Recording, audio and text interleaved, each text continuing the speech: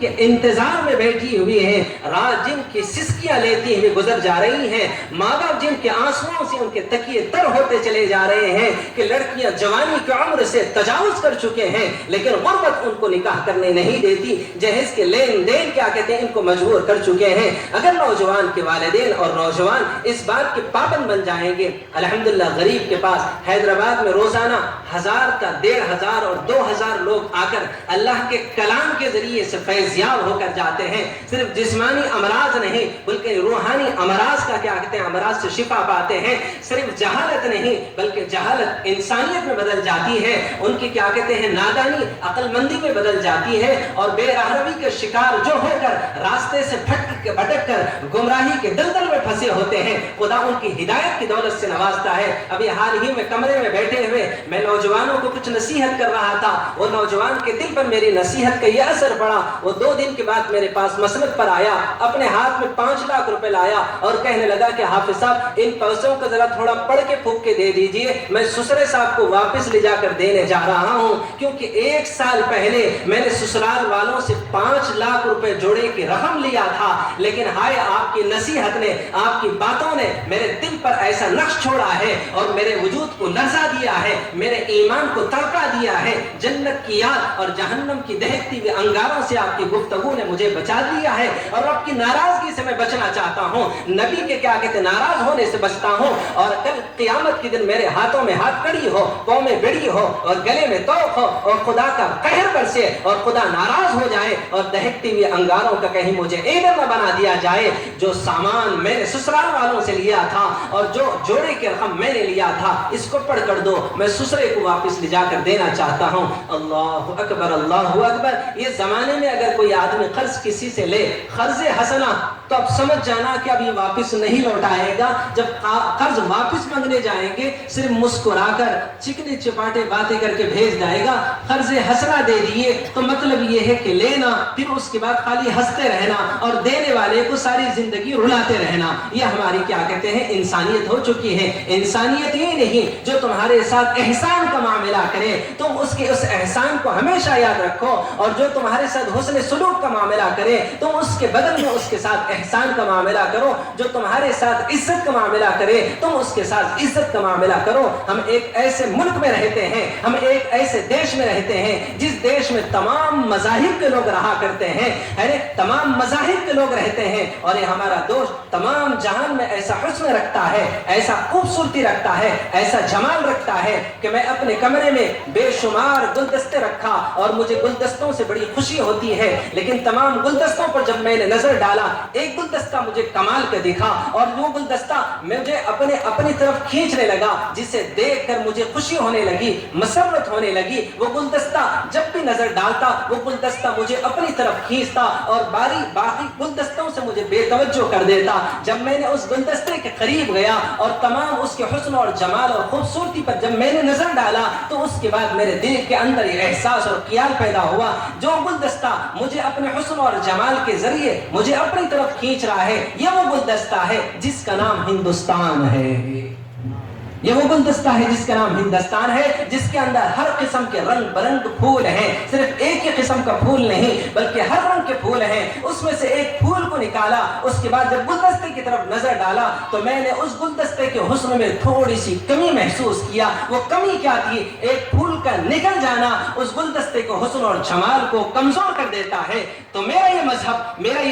میرا جو ملک ہے تمام مذاہب کا ملک ہے، اس میں ہندو بھی ہوتے ہیں، مسلمان بھی ہوتے ہیں، سکھ بھی ہوتے ہیں، عیسائی بھی ہوتے ہیں، اور یہ تمام اپنے وجود کے ذریعے سے اس دیش کو ترقی یافتہ ملک دیکھنا چاہتے ہیں، اس ملک کو کیا کہتے ہیں کامیاب ملک دیکھنا چاہتے ہیں، اس ملک کے اندر اتحاد سے رہنا چاہتے ہیں، اتفاق سے زندگی گزارنا چاہتے ہیں، محبت اور بھائی چارگی اور اخوت اور بھائی چارگی جس کا مشن اور مقصد لیے ہوئے اپنی زندگی گزارتے ہیں۔ ہمارے اسلاف نے بھی ہم کو یہ سبق دیا، ہمارے باپ نے بھی یہی سبق دیا، دادا نے بھی یہی سبق دیا، اور واقعی حقیقت میں میرا باپ اور میرے دادا اور میرے پردادا اس ملک میں جب رہتے تو ہندوؤں اور سکھوں اور عیسائیوں سے تمام مذاہب کے لوگوں سے تعلقات اور روابط ہوا کرتے تھے، اور یوں کہتے لکم دینکم ولی دین، تمہارا मजहब तुम्हारे साथ है, मेरा मजहब मेरे साथ है। लेकिन जिस मुल्क की कामयाबी हम तरक्की चाहते हो, इस मुल्क को कामयाब और तरक्की याफ्ता मुल्क बनाने के लिए हम सबका इकट्ठा हो जाना जरूरी है। हम सब के अंदर इत्तेहाद पैदा करना जरूरी है, हम सब के अंदर इत्तेफाक पैदा करना जरूरी है।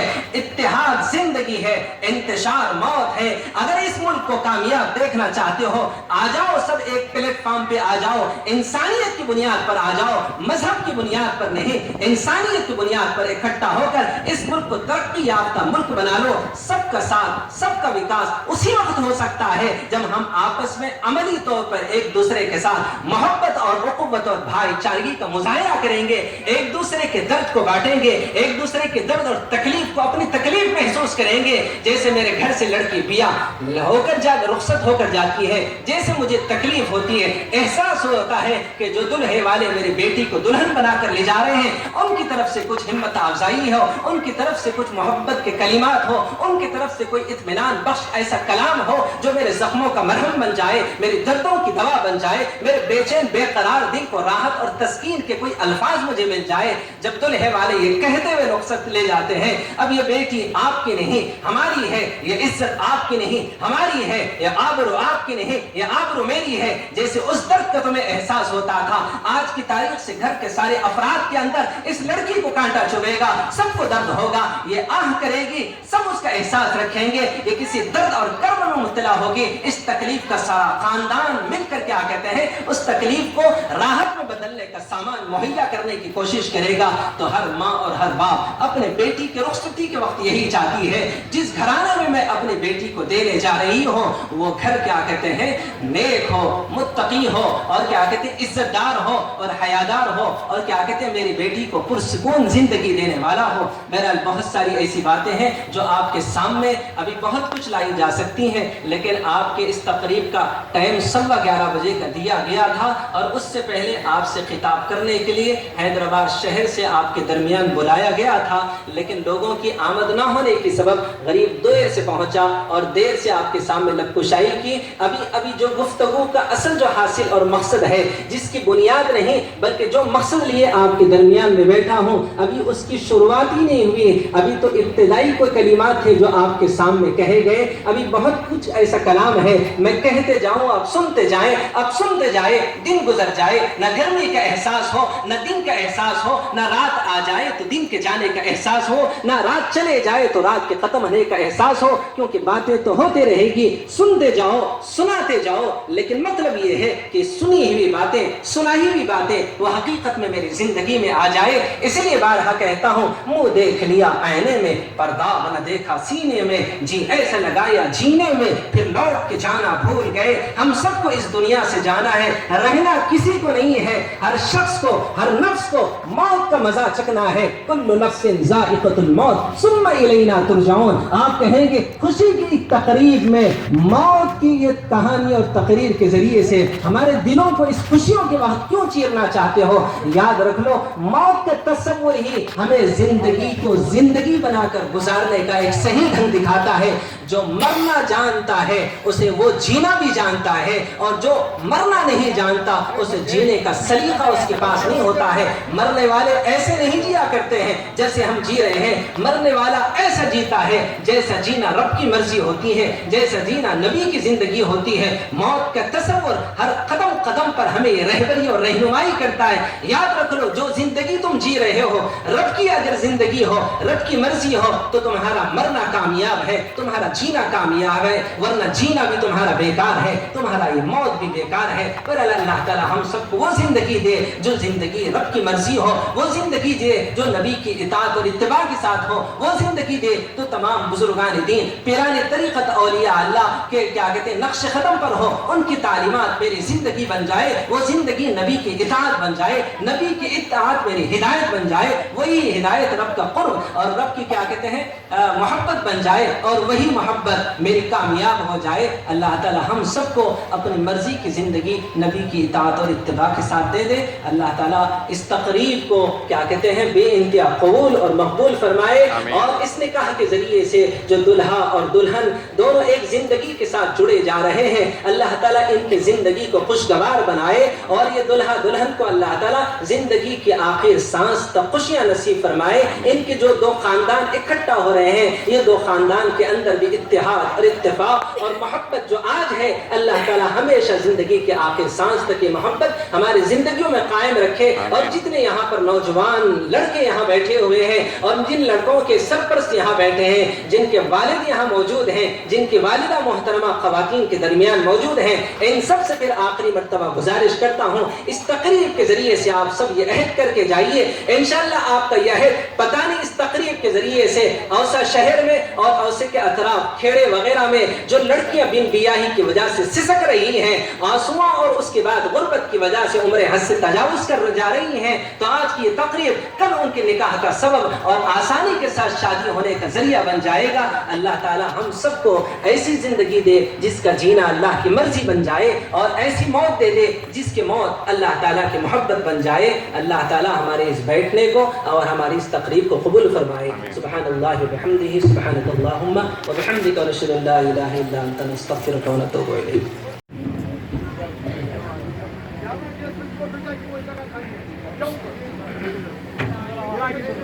نکاح ہو رہا ہے، غور سے سماعت فرمائیے۔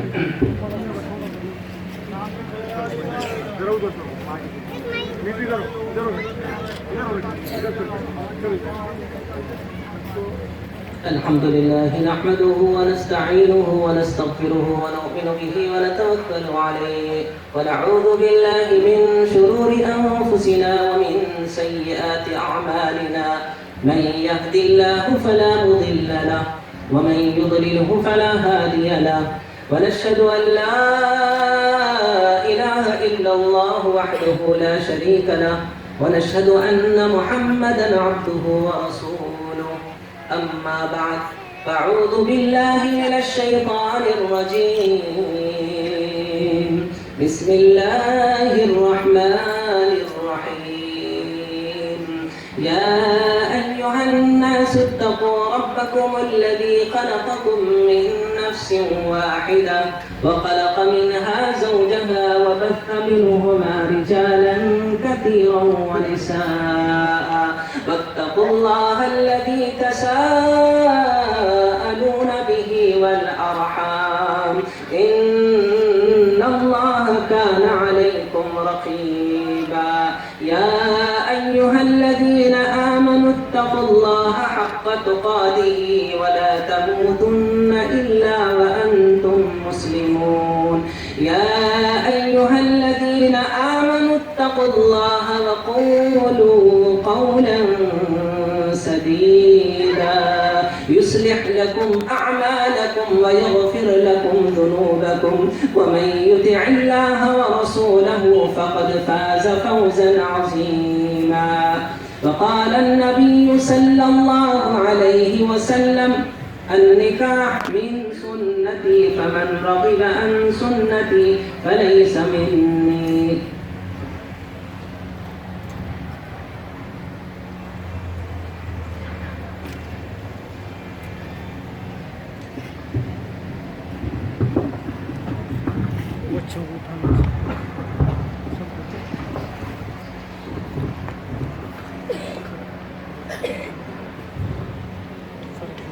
جناب دلہن میاں سید زبیر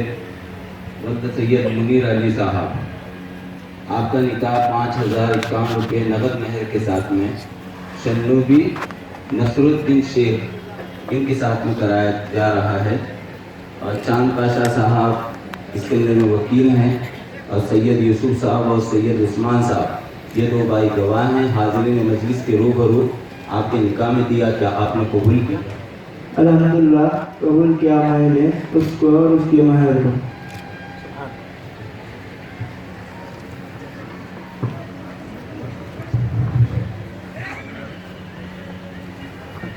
الحمد لله رب العالمين، اللهم لك الحمد كما ينبغي لجلال وجهك وعظيم سلطانك، اللهم لا نحصي ثناء عليك أنت كما أثنيت على نفسك والله الذي لا إله إلا هو عالم الغيب والشهادة هو الرحمن الرحيم والله الذي لا إله إلا هو الملك القدوس السلام المؤمن المهيمن العزيز الجبار المتكبر سبحان الله عما يشركون هو الله الخالق البارئ المصور له الأسماء الحسنى يسبح له ما في السماوات والأرض وهو العزيز الحكيم اللهم صل على محمد وعلى آل محمد كما صليت على إبراهيم وعلى آل إبراهيم إنك حميد مجيد اللهم بارك على محمد وعلى آل محمد كما باركت على إبراهيم وعلى آل إبراهيم إنك حميد مجيد ربنا آتنا في الدنيا حسنة وفي الآخرة حسنة وقنا عذاب النار وادخلنا الجنة مع الأبرار يا عزيز يا غفار يا رب العالمين ربنا ظلمنا أنفسنا وإن لم تغفر لنا وترحمنا لنكونن من الخاسرين اللهم ہمارے گناہوں کو معاف فرما آمین اللہ ہمارے خطاؤں کو معاف فرما آمین اے اللہ بے شک ہم گناہ کار ہیں خطا کار ہیں سیاہ کار ہیں رب کریم جیسے تیسے ہیں اللہ آپ کے بندے ہیں اے اللہ اپنے گناہوں پر نادم ہیں اپنے گناہوں پر شرمندہ ہیں اپنے گناہوں کا اقرار کرتے ہیں اپنے گناہوں سے توبہ کرتے ہیں اے رب کریم ہم تمام کے تمام صغیرہ اور کبیرہ گناہوں کو معاف فرمائیے اے اللہ ہم تمام کو قرآن و حدیث کی روشنی میں زندگی گزارنے کی توفیق عطا فرمائیے ضلالت و گمراہی بدعت و خرافات اور زمانے میں بڑھتے ہوئے شرور و فتن سے اے اللہ ہم تمام کی حفاظت فرمائیے اے اللہ اس مجلس میں جتنے بھی حاضرین ہیں اے اللہ ان میں جو بیمار ہیں انہیں صحت کاملہ عاجلہ نصیب فرمائیے جو پریشان حال ہیں ان کی پریشانیوں کو دور فرمائیے جو مصیبت زدہ ہیں اللہ ان کی مصیبتوں کو دور فرمائیے جو بے روزگار ہیں انہیں روزگاری عطا فرمائیے جو قرضوں میں مقروض ہیں انہیں قرضوں سے نجات عطا فرمائیے اے اللہ جو بے اولاد ہیں انہیں اولاد عطا فرمائیے جو صاحب اولاد ہیں ان کی اولاد کو نیک اور صالح متقی پرہیزگار بنا دیجیے اے اللہ جن جن گھروں میں نوجوان لڑکیاں بن بیاہی بیٹھی ہیں اے اللہ پردہ غیب سے ان کے شادی کے انتظامات فرما دیجیے اے اللہ ہمارے نوجوانوں کو اور ان کے سرپرستوں کو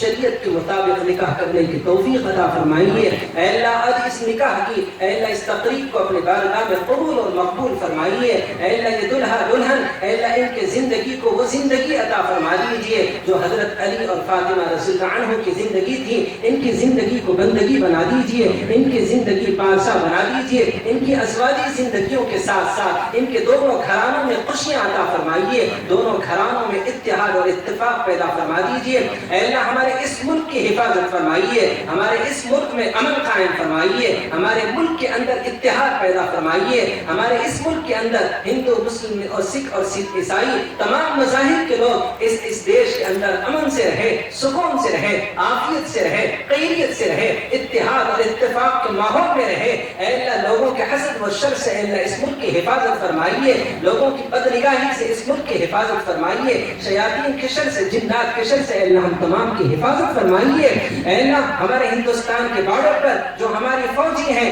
جو اس ملک کی حفاظت میں اپنے جانوں کی اپنے مالوں کی اے اللہ قربانیاں دے رہے ہیں اے اللہ جن کی بیویاں اس دیش کی حفاظت کے لیے بیوہ ہو رہی ہیں جن کے بچے اس دیش کی حفاظت کے لیے اے اللہ یتیم ہو رہے ہیں اے اللہ ان کی اس یتیمی کو اے اللہ قبول فرمائیے اے اللہ ان کے لیے بیواگی کو اے اللہ اپنی رحمت سے اپنی محبت سے ان کو آرام اور راحت کی زندگی نصیب فرمائیے ہمارے ملک میں امن قائم فرمائیے اے اللہ جو مانگا ہے اس کو عطا فرمائیے جو مانگنے سے رہ گیا ہے اس کو اپنے شان عطا فرمائیے ہماری زندگی کو بندگی بنا بنا دیجئے, ہماری صبح شام حضور صلی اللہ علیہ وسلم کی اطاعت اور اتباع والی بنا دیجئے. اے اللہ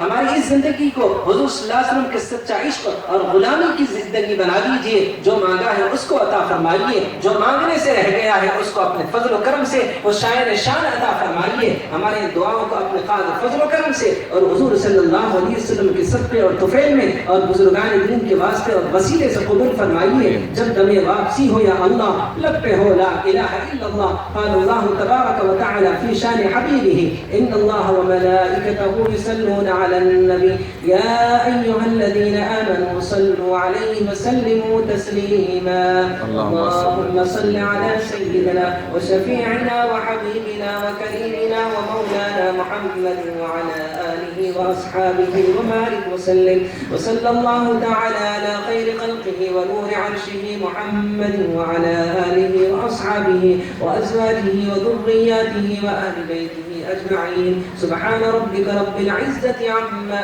يصفون وسلام على المرسلين والحمد لله رب العالمين.